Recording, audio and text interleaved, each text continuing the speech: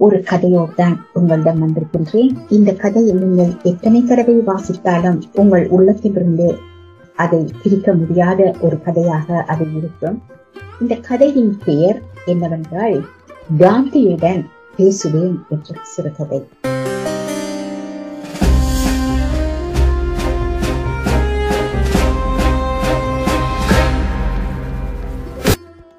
இந்த காந்தியோடு பேசினேன் என்ற கதை என் உள்ளத்துக்குள் பல தாக்கங்களை ஏற்படுத்தியது.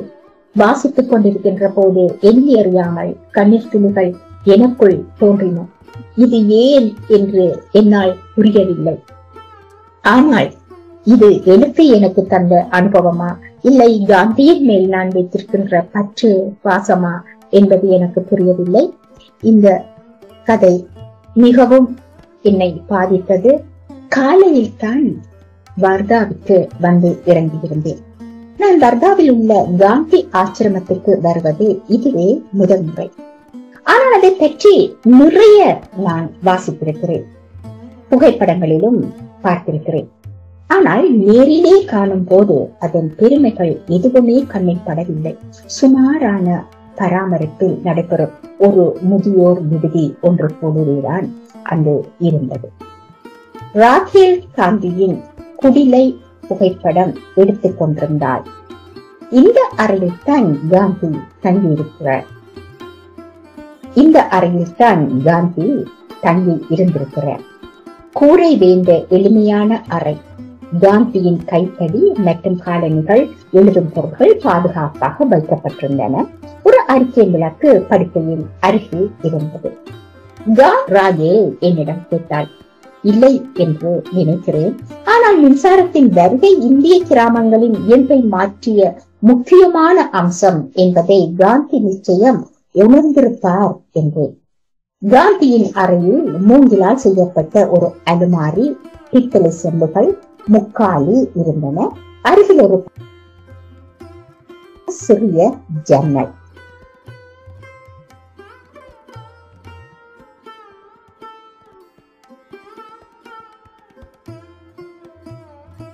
தனது தேவைகளை ஒரு மனிதன் எப்படி முடிவு செய்து கொள்கிறான் என்பதில் தான் அவனது வாழ்க்கை துவங்குகிறது. காந்தி தனது தேவைகளை குறித்து மிகவும் கவனம் கொண்ட மனிதராகவே தோன்றுகிறார்.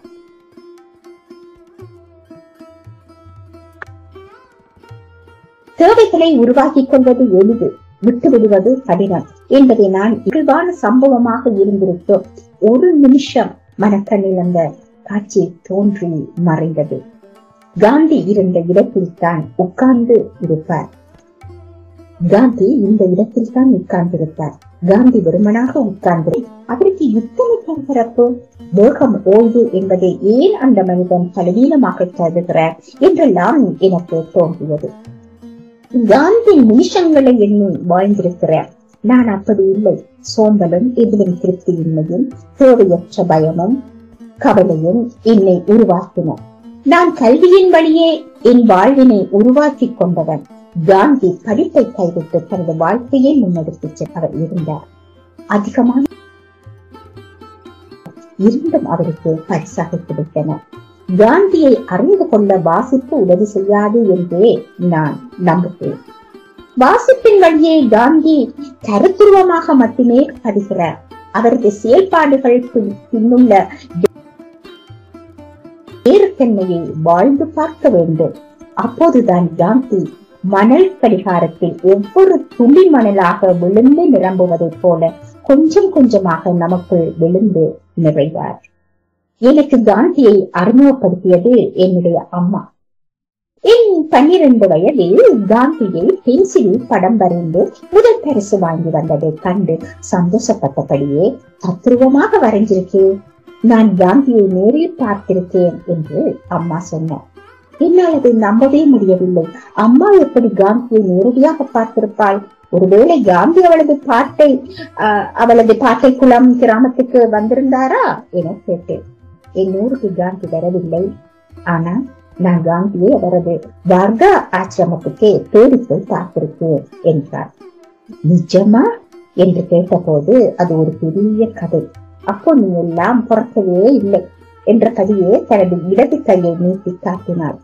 அம்மாவின் இடது கை சற்று வளைந்து துருத்தி கொண்டது போலத்தான் இருந்தது.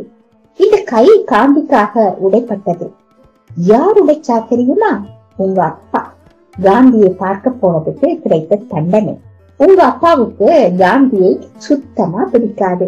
உங்க அப்பா என்ன, பெரும்பான்மை ஆம்பளைகளுக்கு காந்தியை பிடிக்காது. உங்க அப்பா என்ன, பெரும்பாலை ஆம்பளைகளுக்கு காந்தியை பிடிக்காது. அதிகாரம் பண்ண ஆசைப்படுற ஆம்பளை காந்தியை வெறுக்கத்தானே செய்வாங்க. ஆனா பெண்களாலே காந்தியை அழகாக புரிந்து கொள்ள முடியும்.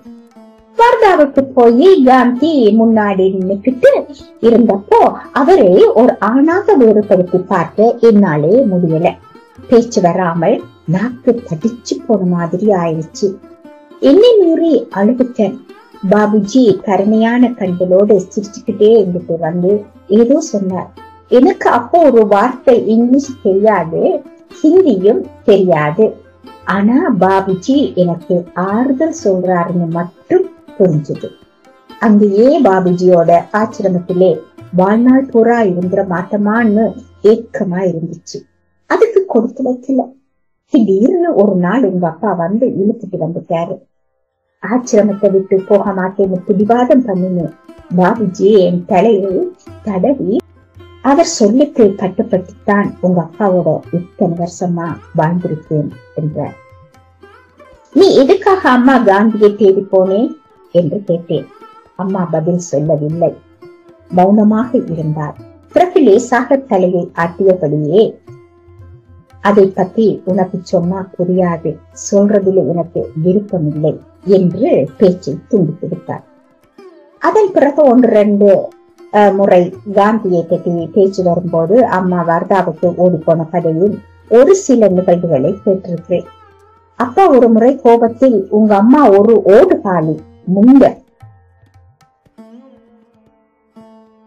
உங்க அம்மா ஒரு ஓடுகாலி முண்ட, வேற ஆம்பளையா இருந்தா இந்த நேரம் அவளை வெட்டி கொன்னு புதிச்சிருப்பான்னு கத்தினார். அதை நான் எப்போவோ செய்துட்டேங்களே என்று அம்மா அமைதியா சொன்னார். அதத்தான் எப்பவோ செய்துட்டீங்களே என்று அம்மா அமைதியா சொன்னார். அப்பா அம்மாவை முறைத்தபடியே வெளியேறி போய்விட்டார். பொம்பளைங்க அரசியல் பேசினா உங்க அப்பாவுக்கு பிடிக்காது. அதுவும் படிக்கிற பொம்பளைன்னா அவருக்கு வெட்டிக்காய். இதுல காந்தி கட்சியில வேற சேர்ந்துக்கிட்டா அதான் உங்க அப்பாவுக்கு அம்மாவுக்குமான பிரச்சனை என்று ஒரு முறை மாமா என்னிடம் சொன்னார். அந்த வயதில் இதை வெறும் கணவன் மனைவி சண்டை என்று மட்டும்தான் நினைத்திருந்தேன். ஆனால் இது குடும்ப சண்டை இல்லை, வெறுப்புக்கும் வெறுப்பிற்கும் அன்புக்குமான ஊசலாட்டம் என்பதை பின்னாளில் தான் நீட்டியிருக்கிறேன். தனது உண்மையான செயல்களின் வழியே மற்றவர்களின் ஏளனத்தை கடந்து செல்ல முடியும் என்பதை நிரூபணம் செய்திருக்கிறார். தனது மனச்சாட்சியின் குரலுக்கு மதிப்பளிக்க வேண்டும் என்பதை கற்று தந்திருக்கிறார். எல்லாவற்றையும் விட அது நினைத்தது, ஆனால் அதில் கிடைக்கும் அடுத்தவர் பொறுத்து வாழ்வது எப்போதை பற்றி பேசுகையில் ராகேல் சொன்னால், உண்மையில் கடவுள் கைவிட்டு போன உலகத்தை காந்தி நிரப்பி குடும்பத்தின் அவமானம் இத்தனையும் எனது அம்மாவை மூச்சு திணற அமுக்கும் போது காந்தி மட்டும்தான் அவளுக்காக நம்பிக்கை வெளிச்சத்தை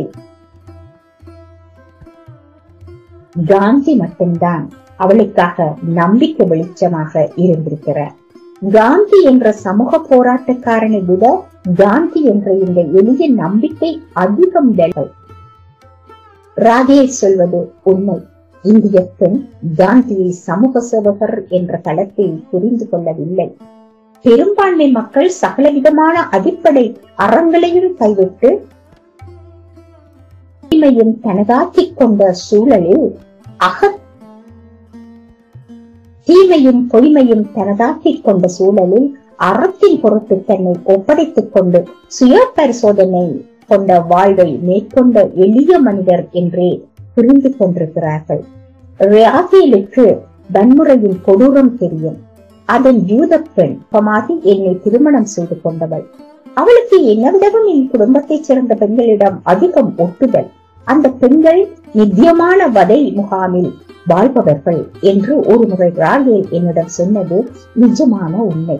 நான் லண்டனுக்கு பொருளாதாரம் படிக்க போய் அங்கேயே வேலை பார்க்க துவங்கிய போது அம்மா ஒரு முறை போனில் கேட்டால், ஒரே ஒரு தரம் லண்டனுக்கு வரணும்னு ஆசையா இருக்கு லட்சுமா.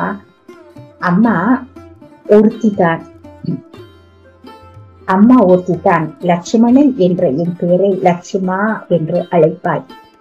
லண்டன் வாசிகள் என்னை லட்ச் என்கிறார்கள். அப்பாவுக்கு மற்ற நண்பர்களுக்கும் மனா. ஆனால் அம்மா என்னை லட்சுமான்னு அழைக்கையில் அது பெண் பெயர் போலவே இருக்கிறது. அம்மா அப்படி அழைக்கையில் அதில் ஒரு தனியான பிரியம் கலந்திருக்கு. அடுத்த முறை ஊருக்கு வரும்போது உன்னையும் லண்டனுக்கு அழைச்சிட்டு வர்றேன்மா என்றேன்.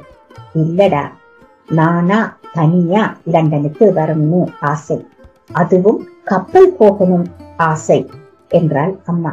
எனக்கு புரிந்துவிட்டது. இந்த ஆசையின் அதிநாதமாக இருப்பது காந்தியின் மீதான பற்றுதல். 19 வயதில் மொழி தெரியாமல் லண்டனுக்கு படிக்க போன காந்தியின் மனதை தானும் அனுபவித்து பார்க்க விரும்புகிறார். அப்படி என்னை காந்தியின் மீது கிறுக்குத்தனம். நான் சிரித்தபடியே, இப்போ கப்பல் பயணம் கிடையாதுமா, நீ பிளைட்ல தனியா வரலாம் என்றேன். அப்படித்தான் அம்மா தனியாளாக லண்டனுக்கு பயணம் செய்து வந்து இறங்கினாள். முற்றிய முதுமை அவளுக்கு தனியான சோபையை தந்திருந்தது.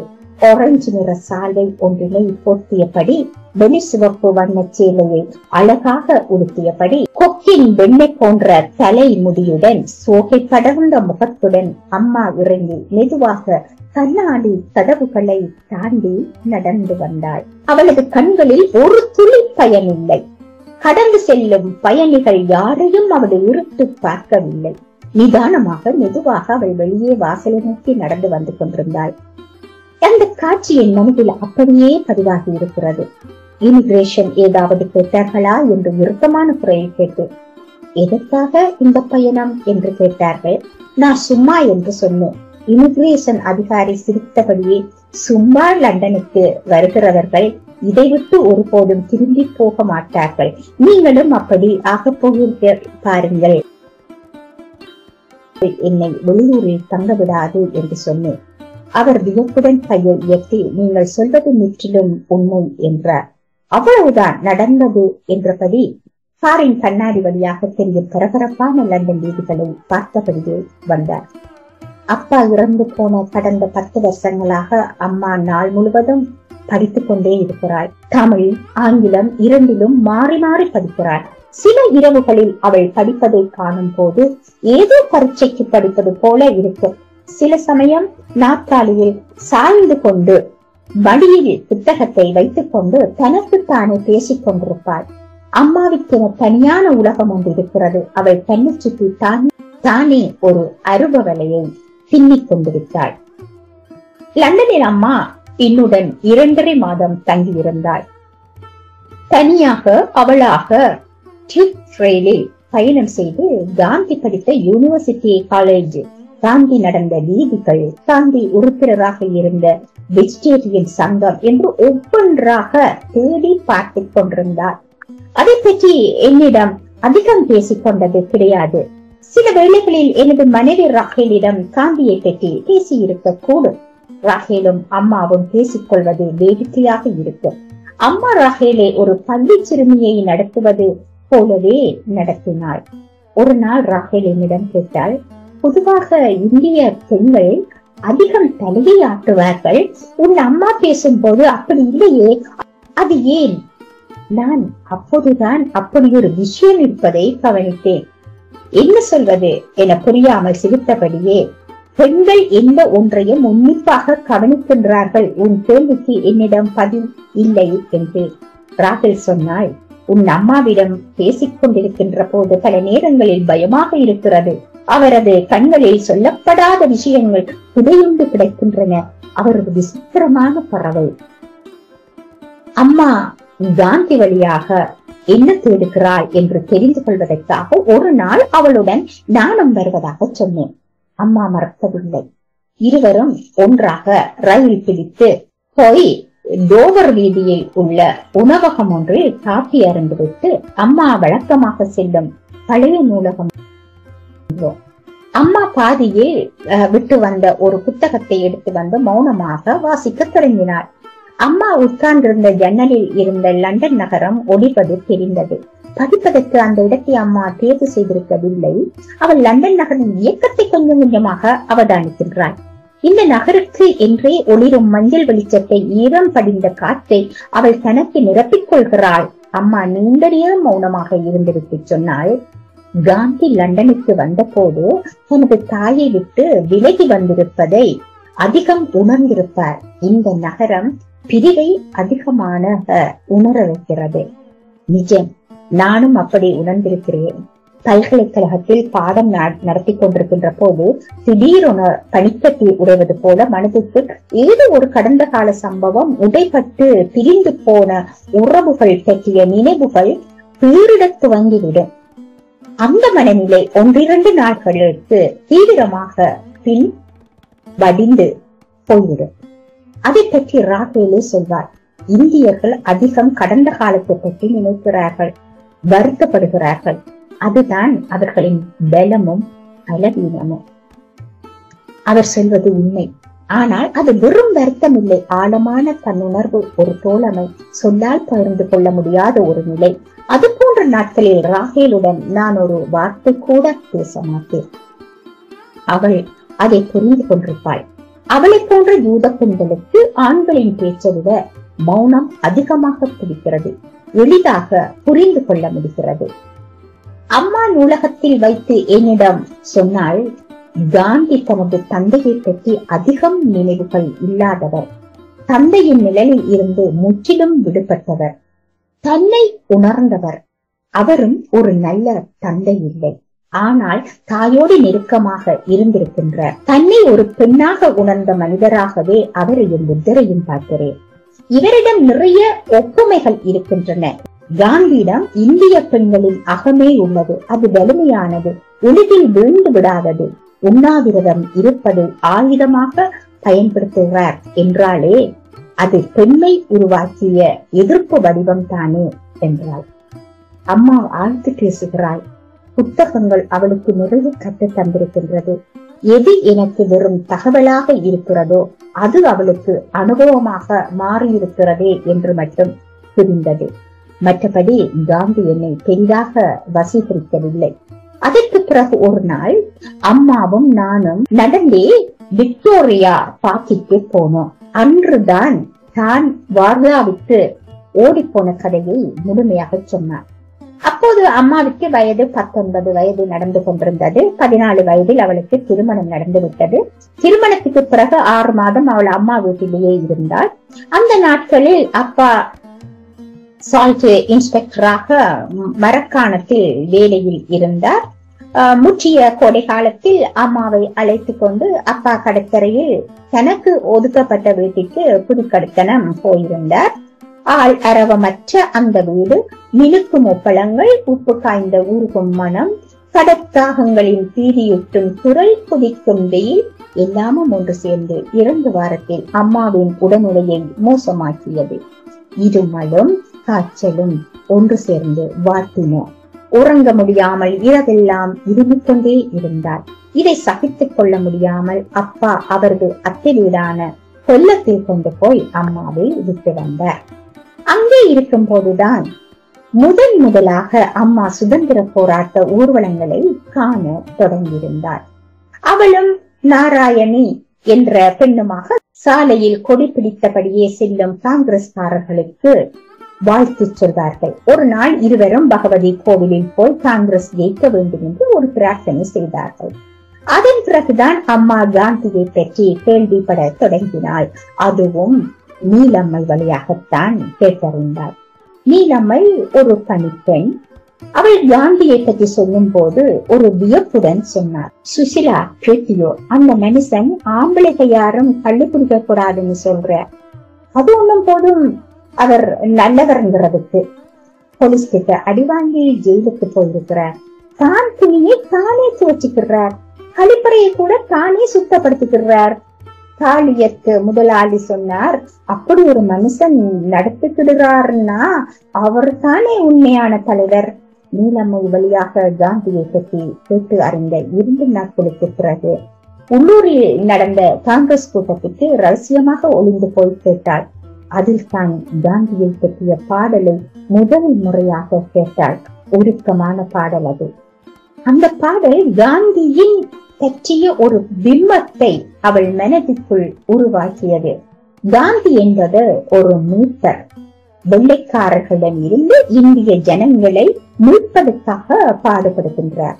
எளிமையான மனிதர், ஓயாத போராட்டக்காரர். அன்றைய கூட்டத்தில் கூட காந்தியை பற்றி பலரும் புகழ்ந்து வியந்து பேசினார்கள்.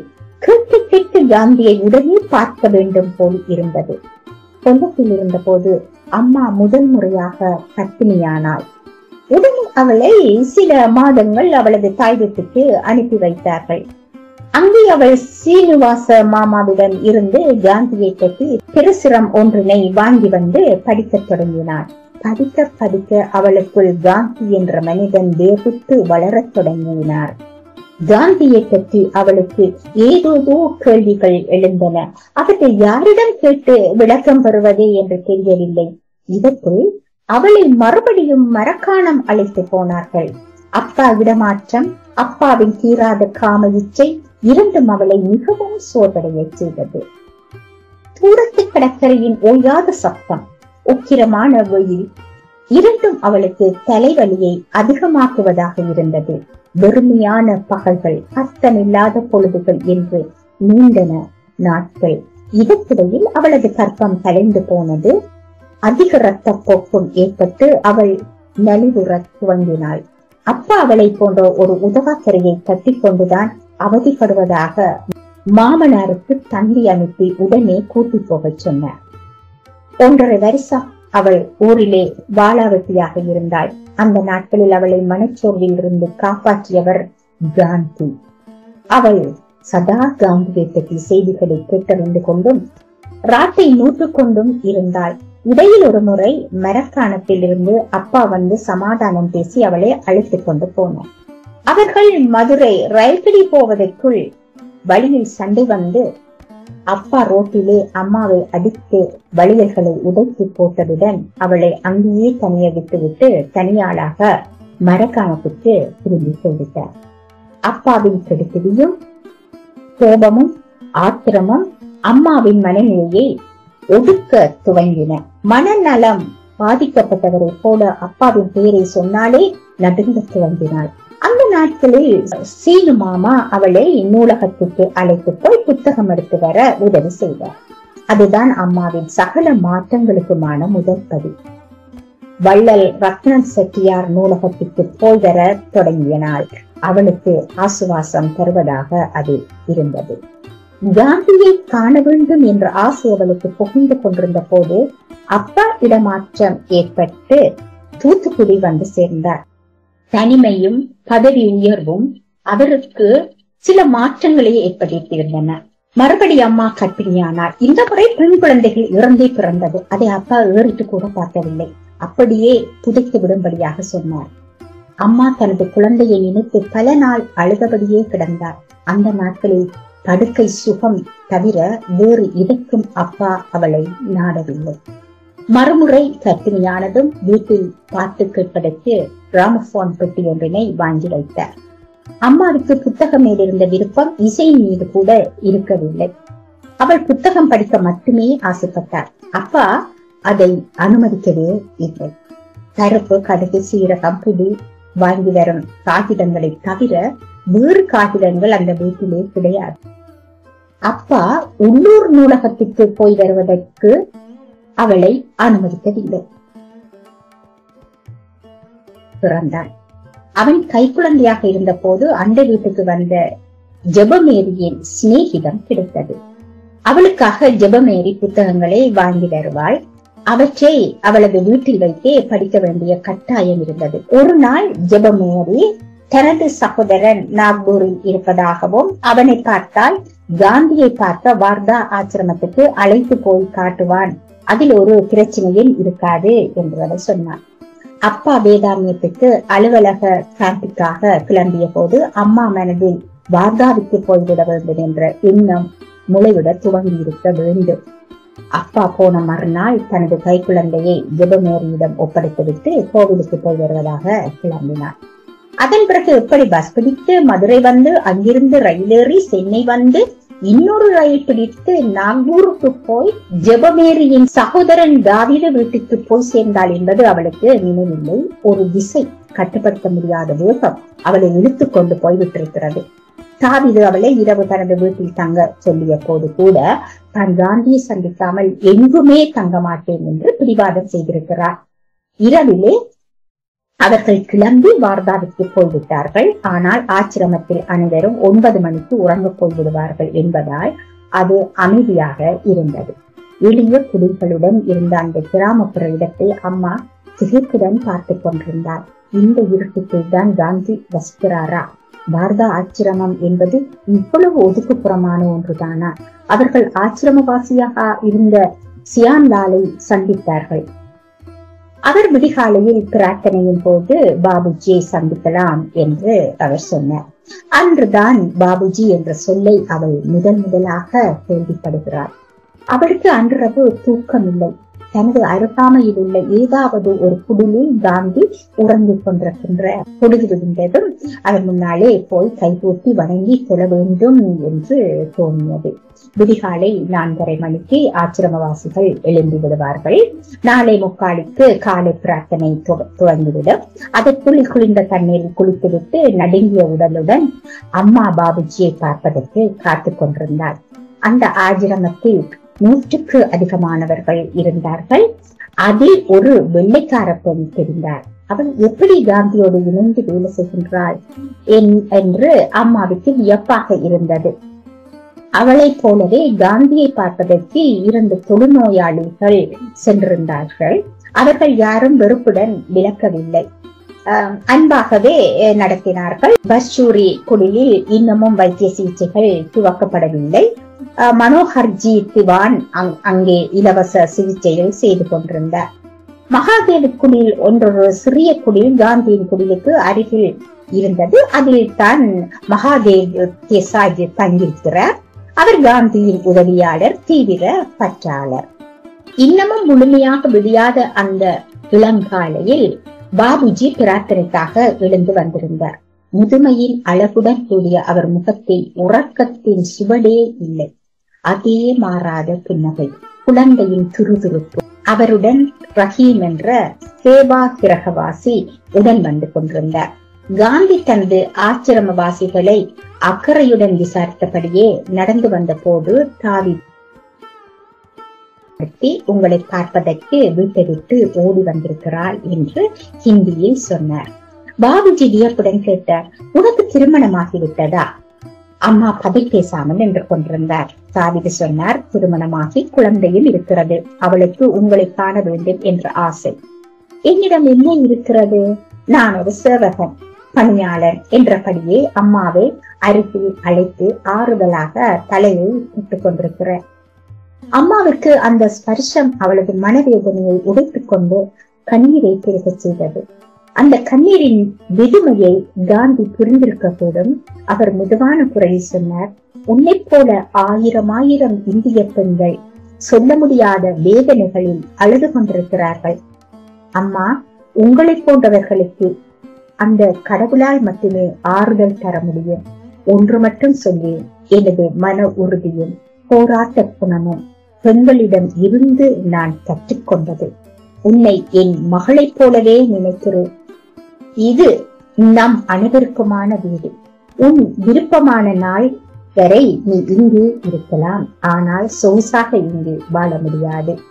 வேலை செய்ய வேண்டும், சமூக சேவை செய்ய வேண்டும், நோயாளிகளுக்கு மருந்திட வேண்டும். உன்னால் முடியுமா? பாபுஜியின் ஒரு சொல் கூட அம்மாவுக்கு புரியவில்லை.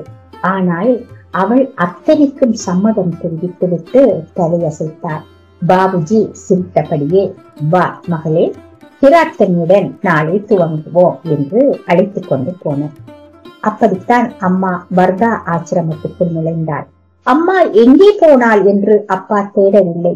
எவ்வளவு கோபம், ஓடு காலின் நாய் என்று திட்டியபடியே அவர் குழந்தையை வளர்ப்பதற்கு தனது சகோதரி வீட்டில் ஒப்படைத்துவிட்டு அம்மாவை மறந்தே போனார்.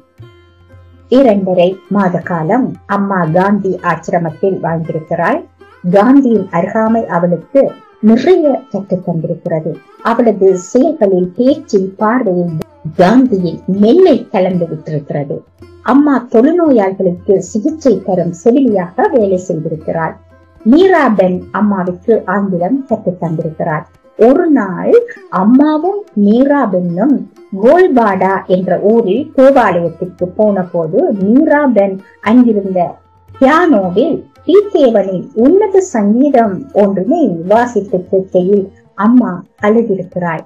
மீராபென் அம்மாவின் கைகளை பெற்றிக் கொண்டு தீத்தோவன் இசையின் கடவுள், காந்தி சேவையின் கடவுள் என்று சொல்லியிருக்கிறாள். அம்மா அங்கிருந்து 2.5 மாதங்களில் ராட்டை நுட்கவும் ஆச்சிரம நடைமுறைக்கும் பழகிவிட்டிருந்தார்.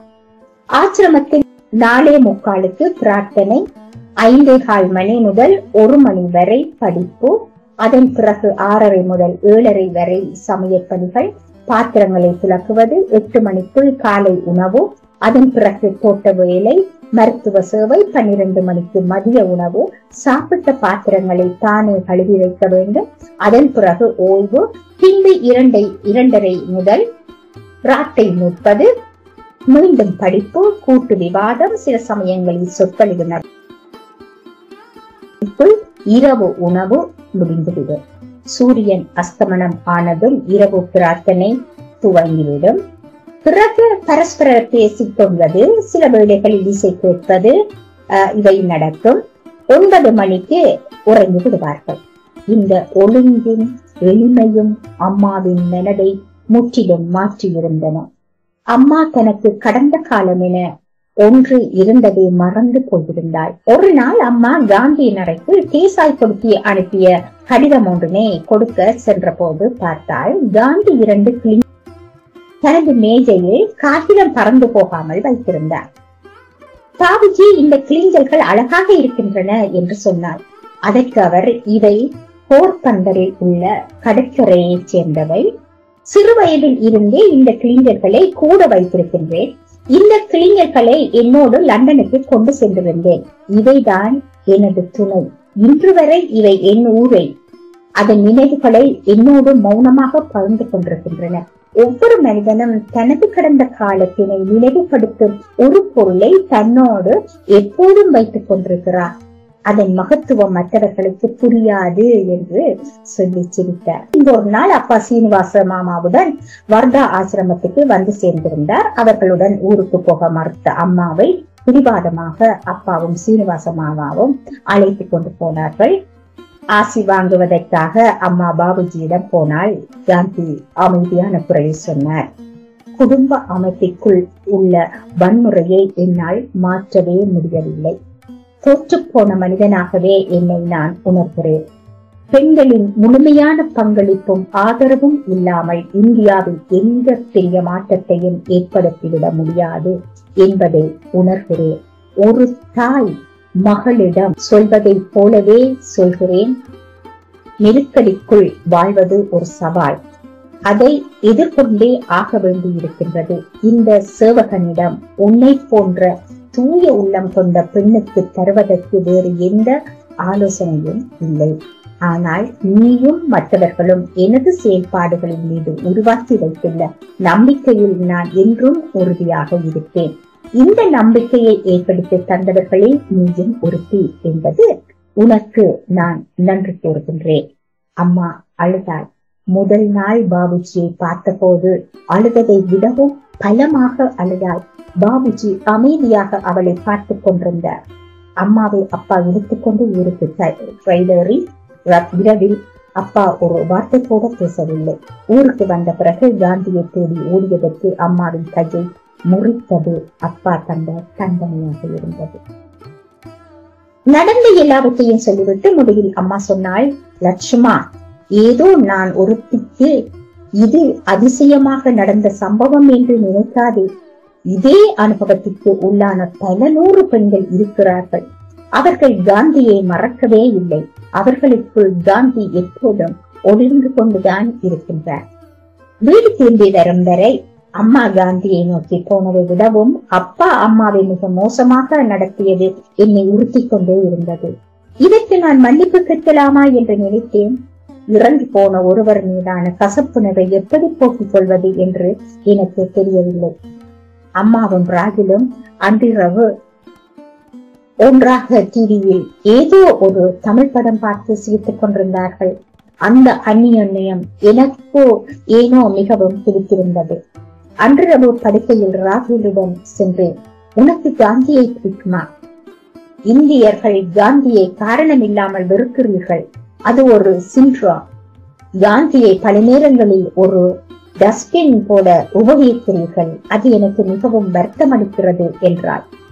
ஏன் அப்படி சொல்றே என்று கேட்டு ராகேல் சொன்னாள், நான் காந்தியை அதிகம் வாசித்ததில்லை. ஆனால் காந்தியின் புகைப்படத்தை பார்க்கும் போது ஏதோ ஒரு ஈடுபாடு உண்டாகிறது. களங்கம் இல்லாத காந்தியின் சிரிப்பை பாருங்கள். இப்படி சிரிக்க முடிந்த ஒரு மனிதன் நிச்சயம் உயர்வான வாழ்வையை வாழ்ந்திருப்பார் என்று உறுதியாக சொல்வேன். அவரை பற்றி நான் கேள்விப்பட்ட ஒன்றிரண்டு தகவல்களை அவரை இன்னும் விருப்பத்துக்கு உள்ளாக போதுமானதாக இருந்தது. ஒருவரை பற்றி நிறைய தெரிந்து கொள்ளும் போது அவரை உள்ளூர நமக்கு பிடிக்காமல் போய்விடுகிறது என்பதுதான் உண்மை. காந்தி என்பரையில் ஒரு சூரத்து நட்சத்திரம் போல அதன் ஒளிதான் என்னை வசீகரிக்கிறது. நெருங்கி சென்று அதை ஆராய்ச்சி செய்ய எனக்கு விருப்பமில்லை. நான் ராகேலை கட்டிக்கொண்டு, பெண்கள் காந்தியை வேறு விதத்தில் அணுகுகிறார்கள், அழகாக புரிந்து கொள்கிறார்கள் என்பது மறுபடியும் நிரூபணம் ஆனது போலிருந்தது. மறுநாள் அம்மாவிடம், நான் காந்தியின் சுயசரிதை படிக்க விரும்புகிறேன், நூலகத்தில் இருந்து எடுத்து வாருங்கள் என்று சொன்னேன்.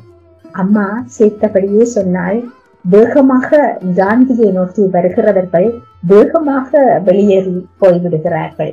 நானும் சிரித்தேன். அம்மா காந்தியின் சத்திய சோதனையை நூலகத்தில் இருந்து கொண்டு வரவில்லை. லண்டனுக்கு வந்து இருந்து திரும்பிய 6-7 மாதங்களுக்கு பிறகு ஒரு நாள் போனில் பேசும்போது அம்மாவிடம் சொன்னேன், வர்தாவுக்கு ஒரு முறை போய் வர வேண்டும், நீயும் எங்களுடன் வர வேண்டும் என்று தோன்றுகிறது. உதிர்ந்த சிறகு பறவையோடு மீண்டும் ஒட்டுவதில்லை என்ற கவிதை வரி நினைவுக்கு வருகிறது என்றாள். காந்தி இல்லாத ஆசிரமத்துக்கு வருவதற்கு தயக்கமாக இருக்கிறதா என்று மறுபடி கேட்டேன். முறிந்த எனது கை நினைவுபடுத்திக் கொண்டுதான் இருக்கிறது. வர்தாவுக்கு போய் நினைவுகளை புதுப்பிக்க வேண்டிய அவசியமில்லை என்றாள் அம்மா. அம்மா பேசி சம்மதிக்க வைக்க முடியாது என்பதால் அந்த திட்டத்தை கைவிட்டேன். ஆனால் அம்மா இறந்து போன பிறகு ராகேல் அதை மறுபடியும் நினைவூட்டினார். லட்ஸ், உன் அம்மாவிற்காக நாம் ஒரு முறை வர்தாவுக்கு போய் வருவோம். கடந்த காலத்தை நினைவுபடுத்த ஏதாவது ஒன்று தேவையாகத்தானே இருக்கிறது. அப்படித்தான் நானும் ராகேலும் வர்தாவுக்கு வந்து இறங்கினோம். இங்கே வந்து இறங்கிய நிமிஷம் முதல் அவள் பரபரப்பாக புகைப்படங்களை எடுத்துக் கொண்டிருந்தாள். இதுதான் வர்தா ஆசிரமம் என்பதை என்னால் நம்பவே முடியவில்லை.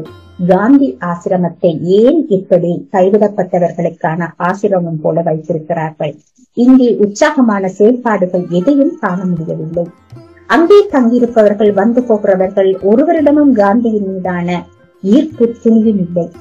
அது ஒரு புகலிடம் போலவே இருந்தது. மாலை வரை நானும் ராகேலும் வர்தாவில் இருந்தோம். இரவு புறப்படும் போது ராகேல் சொன்னாள், உண்மையில் இந்தியர்கள் விசித்திரமானவர்கள். அவர்கள் எதை நேசிக்க விரும்புகிறார்களோ அதற்கு எதிராகவே செயற்படுகிறார்கள். இந்தியர்களின் பிரச்சினை காந்தியை அவர்களால் இன்னமும் புரிந்து கொள்ள முடியவில்லை என்பதுதான். அவர்களுக்கு இப்படி ஒரு அதிசயம் எப்படி சாத்தியமானது என்று வியப்பாக இருக்கிறது. உண்மையில் காந்தியின் செயல்பாடுகள், எண்ணங்கள் நமது பலவீனங்கள், குறைபாடுகளை, மனச்சாட்சியை கேள்வி கேட்கிறதே என்று பலருக்கும் கோபமாக இருக்கிறது. இன்றைய இளைஞர்களுக்கு காந்தி ஒரு விளையாட்டு பொம்மை. அவர்கள் உதைத்து விளையாட விரும்பும் ஒரு கால்பந்து. அவர்களுக்கு புதிராக இருப்பது என்பது உதைத்தாலும் இந்த பந்து திரும்ப திரும்ப அதன் இயல்பிற்கு வந்து விடுகிறது என்பதுதான். இளம் இந்தியன் ஒவ்வொருவனும் தன் மனதுக்குள் காந்தியை கொல்ல விரும்புகிறார். ஆனால் அது எளிதான ஒன்றில்லை. அந்த தோல்வி அவனை கசப்பிற்கு உள்ளாக்குகிறது. அவரை கடந்து செல்ல ஒரு வழி தான் இருக்கிறது, அவரை புனிதமாக்கி விடுவது. அவரை அதி மனிதனாக்கி விடுவது. அதை வெற்றிகரமாக செய்திருக்கிறீர்கள். காந்தி இன்று வெறும் பிம்பமாக, சிலையாக மட்டுமே இருக்கிறார். அவரது குரலை இந்த தலைமுறை முறையினர் கேட்கவில்லை. ஒருமுறை அவரது குரலை கேட்டு பாருங்கள். எப்படி சொல்வது? தற்செயலாக ஒரு நாள் இணையத்தில் அவரது குரல் பதிவு ஒன்றினை கேட்டேன். என்னால் முழுமையாக கேட்க முடியவில்லை. கண்ணீர் பெருக்கெடுத்து விட்டது. இம்பாசிபிள், எப்படி சொல்வது என்று தெரியவில்லை. He is pure. He is touch our heart.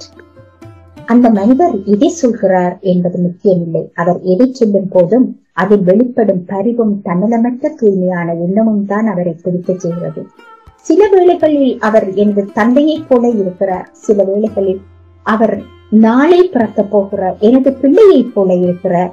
இதற்கு மேல் என்னால் சொல்ல முடியவில்லை என்று அவள் அமைதியடைந்தாள். ஆனால் அவளிடம் ஆழமான பெருமூச்சு வெளிப்பட்டது. அந்த நிமிஷம் நான் ராகேலிடமிருந்து எனக்கான காந்தியை உருவாக்கிக் கொள்ள துவங்கினேன். காந்தியை உதைத்து விளையாட விரும்புபவர்கள் நானும் ஒருவனாகவே இருந்து காந்தியை வெறுத்து என்று சொல்ல முடியாது. ஆனால் காரணம் இல்லாமல் காந்தியை விலக்குகின்ற பல்லாயிரம் மனிதர்களில் ஒருவராக இருந்து காந்தியை நெருங்கி செல்வதற்குத்தான் ஈடுபாடு தேவை. வெறுப்பதற்கு எவ்வளவோ காரணங்கள் முன்னதாக உருவாக்கி வைக்கப்பட்டிருக்கின்றன. இந்தியாவில் இவ்வளவு மோசமான வசைகள், அவதூறுகள், தூஷணங்களை சந்தித்த மனிதர்கள் வேறு யாராவது இருக்கக்கூடுமா? என்ன? அப்படி இருந்தாலும் காந்தியின் வசீகரம் குறையவே இல்லை. ஒருவேளை காந்தியை வெறுப்பது என்பது அவரை நேசிக்க செய்வதற்கு ஒரு பயிற்சிதானோ என்னவோ? அந்தரங்கமாக ஒருவன் தனது மனதுக்குள் ஆழ்ந்து போனால் அவன் காந்தியின் நெருக்கத்தை உணரவே செய்வான். அவனால் காந்தியை வெறுக்க முடியாது. அப்படி வெறுப்பதாக நடிப்பதற்கு தனக்குள்ளாக மன்னிப்பு கேட்டுக் கொள்வான். ஆனால் வெளியுலகிற்கு காந்தியை வெறுப்பவர்கள் தேவைப்படுகிறார்கள். அது காந்தியின் காலத்தில் இருந்தே தொடர்ந்து கொண்டிருக்கிறது. காந்தி ஒரு தூய்மையான காற்று. அது எப்போது உக்கிரம் கொள்ளும், எப்போது தணிவு கொள்ளும் என்று தெரியாது. ஆனால் அதன் வேகத்தில் தூசிகள், குப்பைகள் அடித்துக் கொண்டு போகக்கூடும் என்பது உண்மைதானே. ஏதோதோ யோசனைகளுடன் நான் வாங்கியிருந்த சத்திய சோதனை நூலை பயணத்தில் வாசிக்க தொடங்கியிருந்தேன். அதன் பிறகு 2 வாரங்கள் மதுரை காந்தி மியூசியம், போர்பந்தர், சபர்மதி, டெல்லி என்று சுற்றிவிட்டு மீண்டும் லண்டன் திரும்பியிருந்தேன். திடீரென காந்தியை பற்றி பலரிடம் நான் பேசவும் விவாதிக்கவும் துவங்கினேன். ஒரு நாள் ராகேல் என்னிடம் சொன்னாள், நீ காந்தியை வழிபட ஆரம்பித்திருக்கிறாய். வழிபடுதல் பரிசோதனைக்கான முறை இல்லை. அவரை புரிந்து கொள்ளவும் அதுபோல வாழவும் முயற்சி செய், உன் அம்மாவை போல. காந்தி தனது புத்தகத்திற்கு the story of my experiment with the truth என்று பெயரிட்டிருக்கிறார். எக்ஸ்பெரிமெண்ட் என்பது வெறும் சொல் கிடையாது, அது ஒரு செயல்பாடு, அறிவியல் பூர்வமான வேலை. காந்தி என்ற மனிதனுக்குள் ஒருவித விஞ்ஞானி இருக்கிறார். அவர் தொடர்ந்து மனிதனை ஆராய்ந்து கொண்டே இருக்கிறார். இந்தியர்கள் பொதுவில் உடலை மர்மப்படுத்தவே விரும்புகிறார்கள். அப்படி நடந்து கொள்ளாத முதல் இந்தியனாக காந்தியை மட்டுமே கருதுகிறேன். காந்தி கைத்தறியை ஊன்றி நடப்பதில்லை, கையில் அதை துணையாகத்தான் வைத்திருக்கிறார். அவருக்கு கைத்தறி என்பது வேகத்தை அதிகப்படுத்தும் கருவி. லக்ஸ் இருப்பை விட இன்னைதான் அதிகம் நினைவுகள் தூண்டிவிடுகிறது. இப்போது நடந்து கொண்டிருக்கிறது என்று சொல்லி சிரித்தார். அந்த சிரிப்பினூடாக அம்மாவின் புன்னகையும் சேர்ந்து வெளிப்படுவதாகவே எனக்கு தோன்றியது. அவளை இறுக்கி கட்டிக்கொண்டு, நன்றி. இதை எழுதிய எஸ். ராமகிருஷ்ணன் அவர்களுக்கு மிக்க நன்றியை நான் தெரிவித்துக் கொள்கின்றேன். இந்த நூல் எழுதப்பட்ட காலம் 2013. ஆனால் என்னுடைய கண்ணீரை வரவைத்த காலம் 2024. எழுத்துக்கள் என்றுமே வயதாவதில்லை என்பதுதான் உண்மை. நன்றி.